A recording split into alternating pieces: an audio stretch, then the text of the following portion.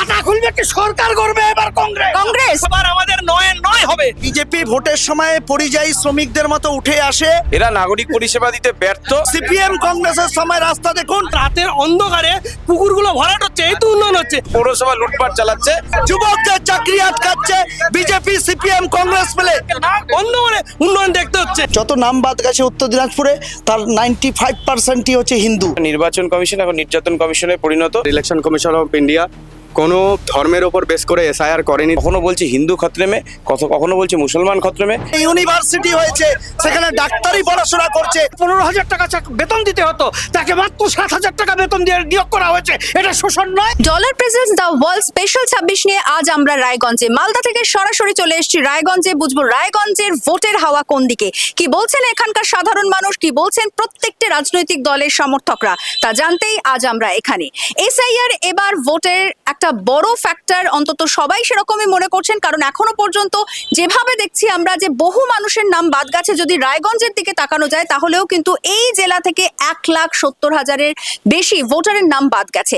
কতটা প্রভাব পড়বে এবং কোন রাজনৈতিক দল এর লাভ বা এর ক্ষতি কাদের হবে সবটাই জানবো। প্রথমে সরাসরি চলে যাব তৃণমূল কংগ্রেসের কাছে। আমার সঙ্গে রয়েছেন বিজেপি, তৃণমূল কংগ্রেস এবং একই সঙ্গে কংগ্রেসের সমর্থকেরা, কারণ রায়গঞ্জ একটা সময় ছিল আমরা জানি কংগ্রেসের শক্ত ঘাঁটি। সমস্তটা জেনে নেব। প্রথমে যাব দাদা আপনাদের কাছে, কি মনে করছেন এসআইআরে এতটা নাম বাদ যাওয়া কতটা প্রভাব পড়বে? হিন্দু ভোটারদেরকে তারা কেড়ে নিয়েছে, হিন্দুদের ক্ষেত্রে অপমান করা হয়েছে এবং হিন্দুরা আজকে বিজেপির সময়কালে বিপদগ্রস্ত। হিন্দুদের জন্য তারা কিছু করেনি। যত নাম বাদ গেছে উত্তর দিনাজপুরে তার 95%ই হচ্ছে হিন্দু। সেই জন্য আমরা বলছি যে বিজেপির সময় হিন্দুরা খাতরে মে আছে, বিপদে আছে। হিন্দুরা সংগঠিত হচ্ছে এবং হিন্দুদের জন্য মন্দির, জগন্নাথ মন্দির, দুর্গা মন্দির, শিব মন্দির থেকে শুরু করে হিন্দুদের জন্য ভাতা করেছেন। 1,10,000 করে দিয়ে মমতা বন্দ্যোপাধ্যায় 54,000 দুর্গাপূজা বাড়িয়ে দিয়েছেন। আর অন্যদিকে বিজেপিরা এই যে হিন্দুদেরকে গোমাংস বিক্রিতে সেকেন্ড লার্জেস্ট জায়গায় পৌঁছে গেছে এবং যারা গোমাংস বিক্রি করছে তাদের কাছ থেকে আবার বিজেপি বন্ডে 860 কোটি টাকা নিচ্ছে। হিন্দুদের ক্ষেত্রে অর্থাৎ হিন্দুরা বিপন্ন, একেবারে সরাসরি অভিযোগ তোলা হচ্ছে বিজেপির দিকে। কি বলছে বিজেপির সমর্থকেরা? আমার সঙ্গে রয়েছেন, চলে যাব। কি বলছেন দাদা? ভারত মাতার জয়, জয় হিন্দ, জয় শ্রীরাম। আমি সবার প্রথমে বলবো যে ইলেকশন কমিশন অফ ইন্ডিয়া তিনি একজন সাংবিধানিক পদের অধিকারী এবং ইসিআই যা করেছে এসআইআর, সেটা হচ্ছে আমাদের দেশের অনুপ্রবেশকে রুখতে এবং যে ভোটার লিস্ট আছে সেটা সংশোধন করতে। এর আগে এসআইআর আগেও হয়েছে।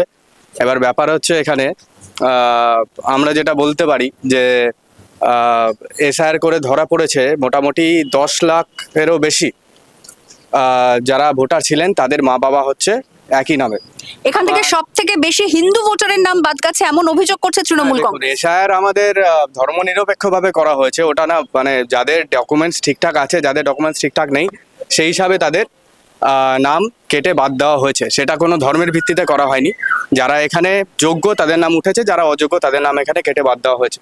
যারা যোগ্য তাদের নাম উঠেছে, যারা অযোগ্য তাদের নাম বাদ দেওয়া হচ্ছে। কংগ্রেসের কি বক্তব্য শুনবো, কারণ যে অভিযোগ তৃণমূল কংগ্রেস করলো যে একেবারে চক্রান্ত করে হিন্দু ভোটারদের নাম বাদ দেওয়া হয়েছে, ঠিক কি মত তাদের শুনবো। অযৌক্তিকভাবে যে ভোটারদের নাম বাদ দেওয়া হয়েছে এতে কোনো দ্বিমত নেই।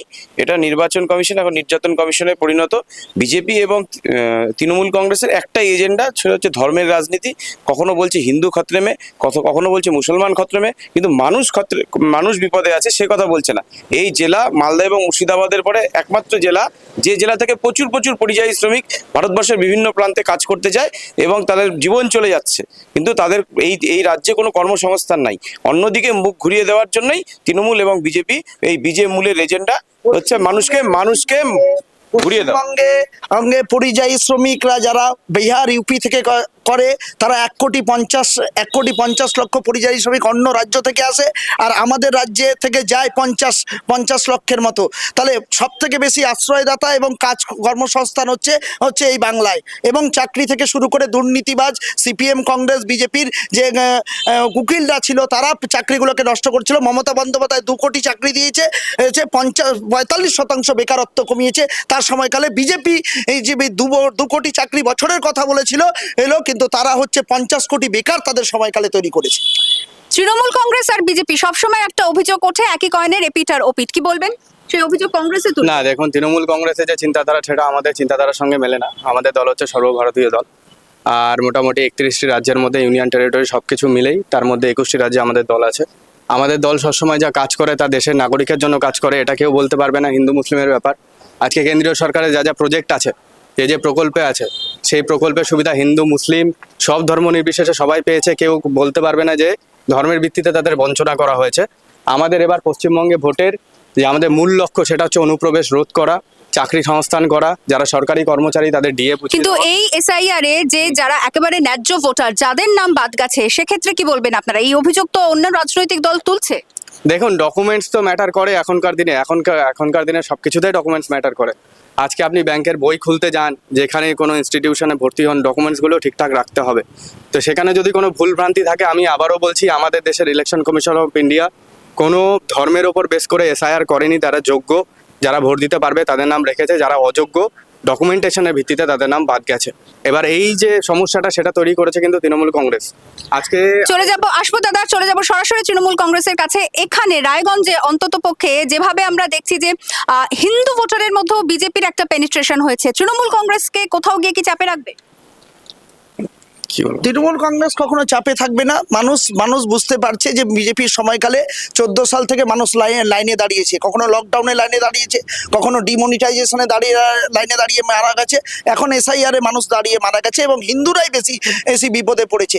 তাহলে সুতরাং মানুষ বুঝতে পারছে যে যে এখানে বিজেপিকে কোনো জায়গা নেই। আর এখানে কৃষ্ণ কল্যাণী রায়গঞ্জে যেভাবে করে মমতা বন্দ্যোপাধ্যায়ের 104টা প্রকল্পকে মানুষের কাছে বাড়ি বাড়ি পৌঁছে দিয়েছেন, সেই জন্য তৃণমূল কংগ্রেসের পাশে সকল রায়গঞ্জের মানুষ এবং পশ্চিমবঙ্গে 200-র বেশি ক্ষমতা নিয়ে মমতা বন্দ্যোপাধ্যায় আসবেন, এটা নিশ্চিত হয়ে গেছে।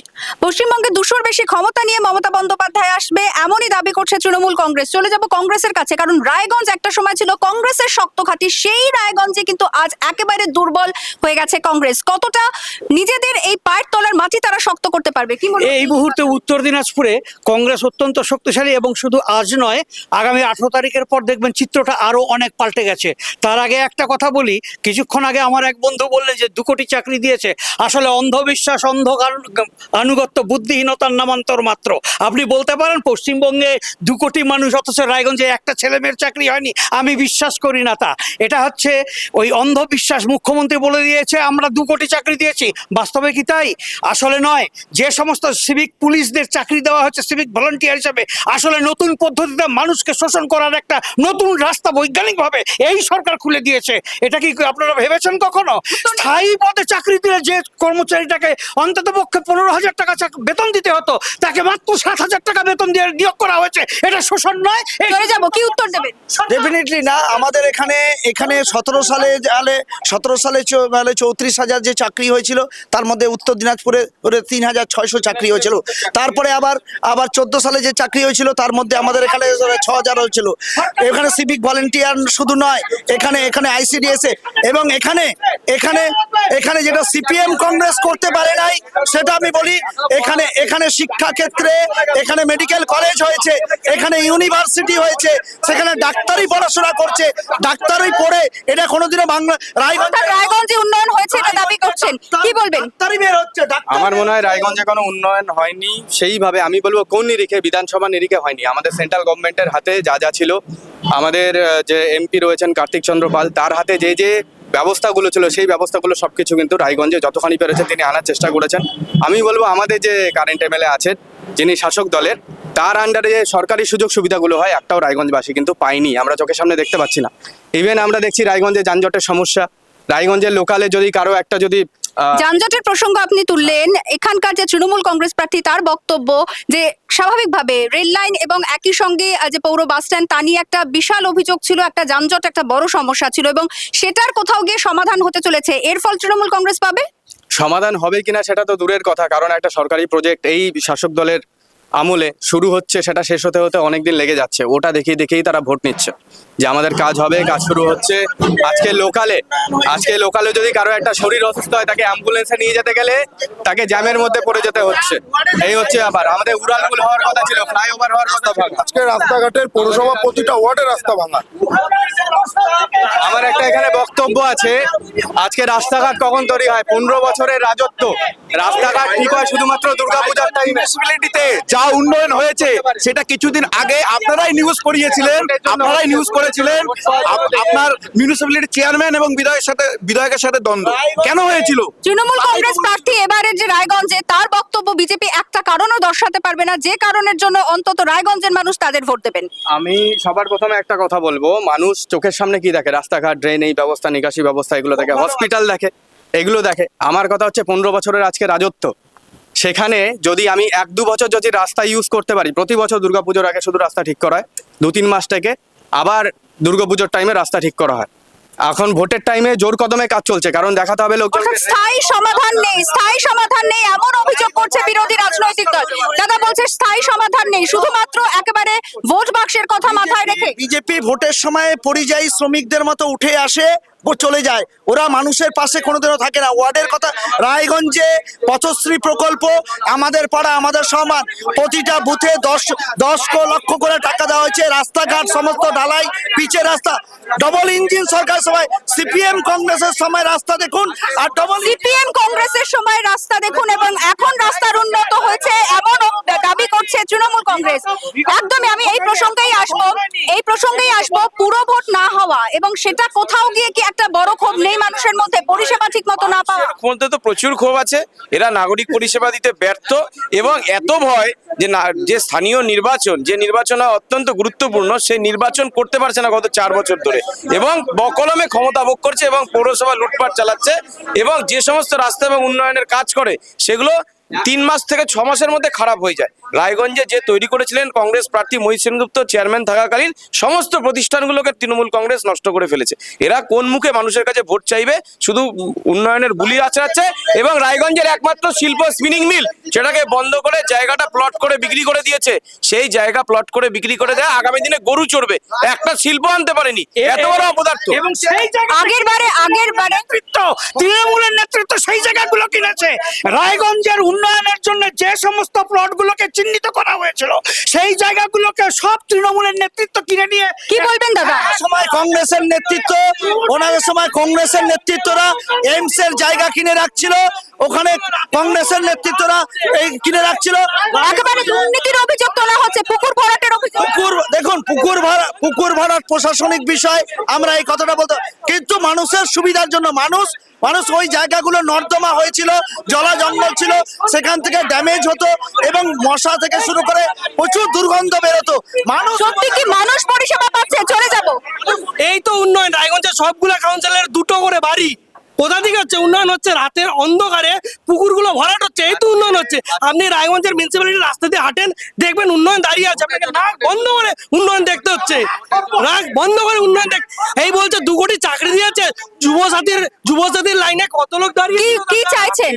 যুবসাথীর লাইনে কত লোক দাঁড়িয়েছিল? ঠিক আছে, আচ্ছা, যুবসাথী দাদা, যুবসাথী নিয়ে একটা প্রসঙ্গ আসবো। উন্নয়নের কথা আপনারা বলছেন, উন্নয়নের কথা আসছি, উন্নয়নের কথা আপনারা বলছেন, সেক্ষেত্রে একটা অভিযোগ কিন্তু একেবারে যুব সম্প্রদায় তারা তুলছে যে শুধুমাত্র ভাতা নয়, চাকরি চাই। চাকরি দিয়েছে তো, 2 কোটি চাকরি হয়েছে, আমরা তথ্য দিয়ে বলতে পারি 2 কোটি চাকরি হয়েছে। প্রাইমারি হাই স্কুল, ওরা চাকরি খেয়েছিল 9, 10, 11, 12 কেস করে, সেটাকে সুপ্রিম কোর্টে থাপ্পড় খেয়েছে, চাকরি ফিরে পেয়েছে। যুবকদের চাকরি আটকাচ্ছে বিজেপি, সিপিএম, কংগ্রেস মিলে।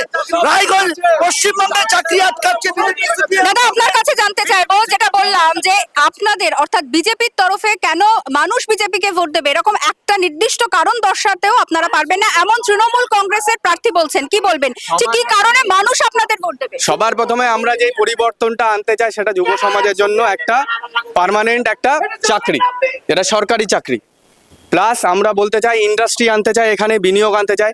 পশ্চিমবঙ্গ যে কলকাতা আমাদের রাজধানী, সেটা একসময় ইংরেজদের সময় ছিল, ওটা রাজধানী ছিল, ইংরেজদের সময়ও রাজধানী ছিল। ইনফ্রাস্ট্রাকচার কিন্তু তখন থেকেই ভালো, কিন্তু সিন্ডিকেট রাজের জন্য যে ইন্ডাস্ট্রিগুলো আছে ওগুলোকে সাপোর্ট না দেওয়ার জন্য এখান থেকে 6,688টা ইন্ডাস্ট্রি পালিয়ে গেছে। 20,000 এমএসএমই এখান থেকে পালিয়ে গেছে। তারা কোথায় গেছে? ম্যাক্সিমাম গেছে গুজরাটে, সানন্দতে গেছে। আজকে সানন্দতে গিয়ে দেখুন, অভিযোগ পাল্টা অভিযোগ থাকবে। এবারের নির্বাচনে কংগ্রেস কি আদৌ খাতা খুলতে পারবে? দাদা আসছি আপনার কাছে, এবারের নির্বাচনে কংগ্রেস খাতা খুলতে পারবে বিধানসভায়? খাতা খুলবে কি সরকার করবে এবার কংগ্রেস? কংগ্রেস সরকার কিসের করবে। কিসের ভিত্তিতে বলছেন? কিসের ভিত্তিতে বলছে? এবার উত্তর দিনাজপুরে 6টা সিট অন্তত পক্ষে কংগ্রেস পাবেই, এটা লিখে রাখুন। মানে আপনারা নির্বাচনে ডিসাইডিং ফ্যাক্টর হবে? সাইটিং তো অবশ্যই সিটিজেন উপরে সরকার করতে চলেছে, আপনি জেনে রাখুন এটা। আপনার মানে মানুষের কাছে যখন যাচ্ছেন, আপনারা প্রচারে যখন যাচ্ছেন, তখন ঠিক কি ভরসা পাচ্ছেন বা কি তাদেরকে আশা দিচ্ছেন? কেন তাদেরকে কি আশা দেবো? একটা মানুষের বেঁচে থাকার জন্য দৈনন্দিন জীবনে যা প্রয়োজন সেই জন্য সরকার, কংগ্রেস সরকার সেইভাবেই কংগ্রেস সরকার আগে যেমন ছিল আজও ঠিক একইভাবে তাদের পাশে থাকবে। এটা বলার কি আছে? কনস্টিটিউশন আমাদের ক্ষমতা দিয়েছে, আমরা কনস্টিটিউশনকে অতিক্রম করে কোনো কাজ করতে যাব না। কোন সরকার কনস্টিটিউশনে বলুন তো যে কোন সরকারকে অনুমতি দেওয়া হয়েছে সে মন্দির করবে, মসজিদ করবে? একখানে আছে কোথাও বলা? কনস্টিটিউশন তো সে ইয়ে দেয়নি, তাহলে এরা মন্দির। কংগ্রেসের মত এবারে শুধুমাত্র বিধানসভায় খাতা খোলা নয়, একেবারে ডিসাইডিং ফ্যাক্টর হবে। চলে যাব তৃণমূল কংগ্রেসের কাছে। দাদা, গত বিধানসভা নির্বাচনে ফলাফল ছিল 2-7, এবারে কি বলছেন, কমবে না বাড়বে? এবারে আমাদের লক্ষ্য 9 এবং মমতা বন্দ্যোপাধ্যায় 200-র বেশি ক্ষমতা নিয়ে চলে আসছেন। কালকে ভবানীপুরে যে ধরনের মানুষের উচ্ছ্বাস দেখেছেন এবং 104টা প্রকল্প অল্প সবকটাই মানুষ পাচ্ছে। বিজেপির একটাও প্রকল্প নাই যেটা মানুষ পায়। এবং পশ্চিমবঙ্গে বিজেপি মানুষকে প্রতারিত করেছে, যে ভাওতা দিয়েছে। আসবো প্রত্যেকের কাছে যাব। আপনারা কি মনে করছেন, গতবারে আপনাদের ফলাফল ছিল 2-7, বাড়বে না কমবে? আমাদের অবশ্যই বাড়বে। এবার আমাদের এই জেলায় এবার আমাদের 9 হবে, আর আমাদের কংগ্রেস বন্ধু বলছে 6টা সিট জিতবে। 6টা সিটে জামানত জব্দ হবে ওদের। একেবারে জমে উঠেছে রায়গঞ্জে ভোটের লড়াই। প্রত্যেকে দাবি করছে অন্তত পক্ষে এবারের নির্বাচনে তারাই সব থেকে বেশি আসনে জয়লাভ করবে। বিজেপির দাবি আগেরবার নির্বাচনে যেখানে 2-7 ফলাফল ছিল, এবারে 9টি